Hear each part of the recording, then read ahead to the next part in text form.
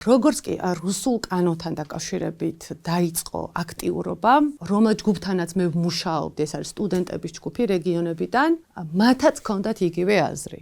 ისინი დადიოდნენ აქციებზე.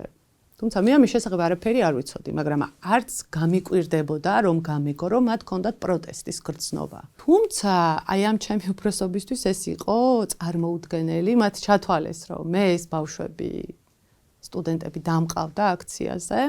კრებდი ფოლკლორის ცენტრში, ვიყავი ფაქტობრივად მე დროშე ამ ხალხის, აი ესე დემონსტრაციულად მიმყავდა აქციებზე.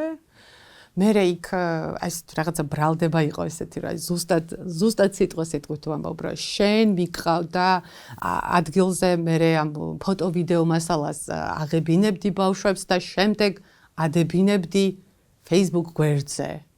და საუბარი არის თორზე. სადაც აი ამ ახალგაზრდების გაერთიანების გვერდი იყო, მოკლედ აი აქ დაიდო ეს თორი, სადაც ეწერა, რომ ახალგაზრდების მომავალი ევროპაშია და იყო ევროკავშირის და საქართველოს დროშა.